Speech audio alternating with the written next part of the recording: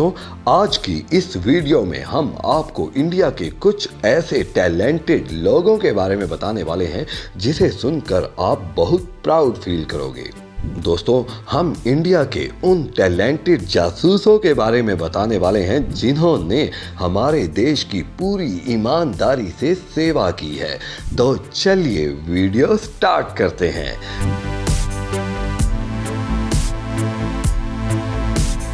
Number 1 पर बात करते हैं रामेश्वर नाथ काओ।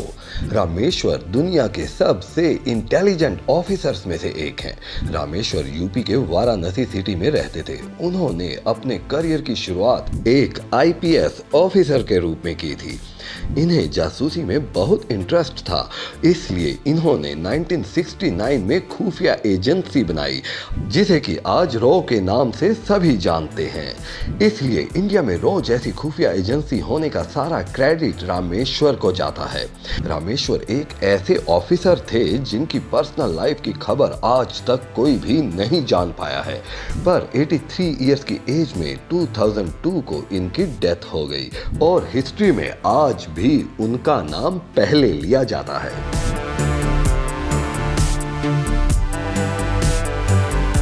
नंबर 2 पर बात करते हैं कश्मीर सिंह।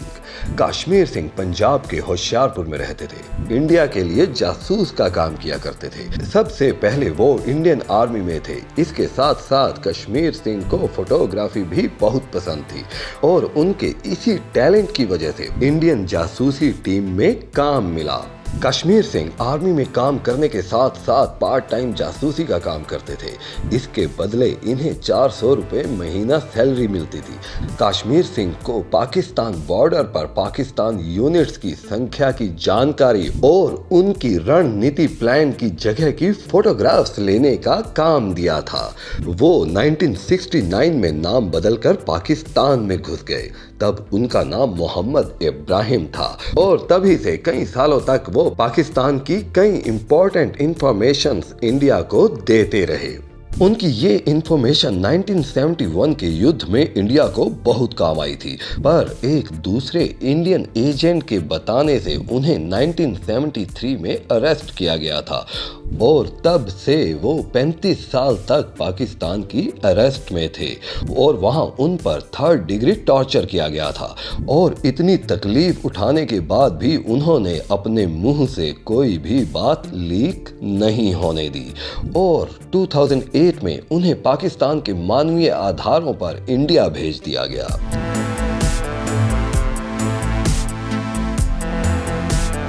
नंबर 3 पर बात करते हैं अजीत डोवाल। अजीत डोवाल आज हमारे इंडिया के लिए नेशनल सिक्योरिटी एडवाइजर के रूप में काम करते हैं। अजीत उनके समय के सबसे टैलेंटेड जासूस एजेंट्स में से एक थे। ये जासूसी में इतने एक्सपर्ट थे कि इन्हें इंडिया का जेम्स बॉन्ड कहा जाता है।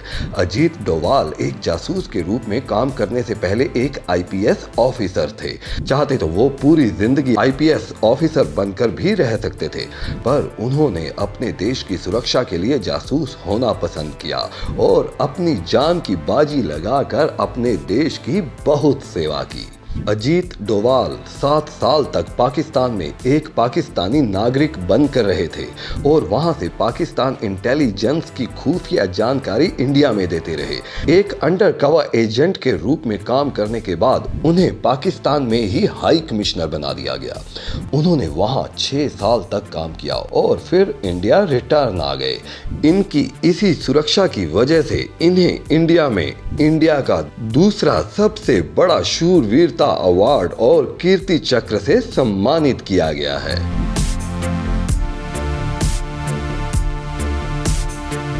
नंबर 4 पर बात करते हैं सरस्वती राजामणि। सरस्वती राजामणि ने स्वतंत्रता आंदोलन में भी काम किया है। इसके साथ साथ इंडियन इंटेलिजेंस यूनिट में भी महत्वपूर्ण काम किया है। सरस्वती नेताजी सुभाष चंद्र बोस की कामगिरी से बहुत प्रभावित थी, इसलिए उन्होंने 16 साल की उम्र में ही नेताजी के साथ उनकी आजाद हिंद फौज को ज्वाइन कर लिया था और आज इस फौज में उनके अच्छे काम की वजह से उन्हें इंडियन इंटेलिजेंस में भी लिया गया था और सरस्वती इंडिया की फर्स्ट लेडी थी जिसने इंडियन इंटेलिजेंस यूनिट को ज्वाइन किया था। सरस्वती एक लड़के का रूप धारण करके अंग्रेजों की सारी इंपॉर्टेंट जानकारी मिलवाने का काम करती थी। एक दिन उनकी दोस्त को अंग्रेजों ने अरेस्ट किया था और उसे छुड़ाने के लिए सरस्वती जी एक डांसर बनकर अंग्रेजों के यहाँ गई और सभी अंग्रेजों को नशे में करके उन्होंने अकेली के दम पर उनकी दोस्त को वहां से छुड़ा लिया था। ये मिशन करते हुए उनके एक पैर पर गोली भी लगी थी, पर फिर भी वो इस मिशन में सक्सेस हुई और 13 जनवरी 2018 में हार्ट अटैक की वजह से उनकी डेथ हो गई।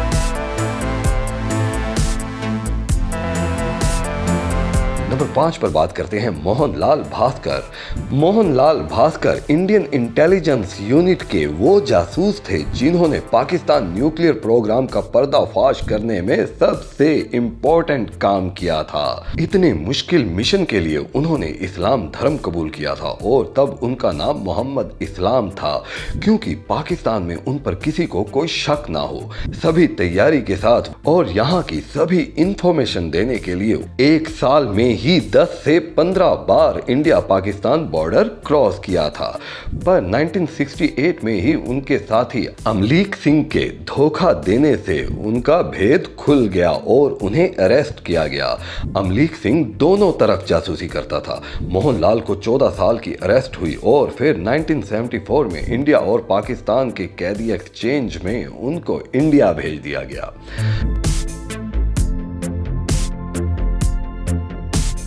नंबर 6 पर बात करते हैं सहमत खान। सहमत खान एक अंडरकवर एजेंट थी।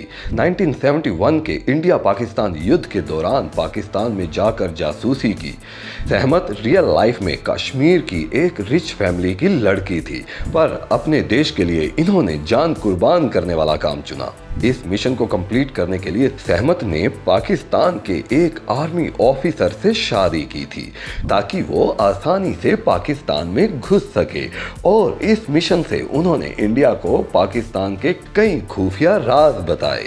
उन्होंने पाकिस्तान का वो राज बताया जो पाकिस्तान ने INS विराट को डुबाने के लिए किया था। सहमत के इस इंफॉर्मेशन से इंडिया ने पाकिस्तान के उस प्लान को फ्लॉप कर दिया और इससे हजारों लोगों की जान बच गई, और उनके इसी काम की वजह से 2018 में रज्जी नाम की फिल्म उनके ऊपर बनाई गई थी। साल 2018 में इनकी डेथ हो गई। तो दोस्तों, ये थी आज की कुछ खास खबरें। आपको वीडियो अच्छा लगा हो तो लाइक एंड सब्सक्राइब जरूर कीजिएगा।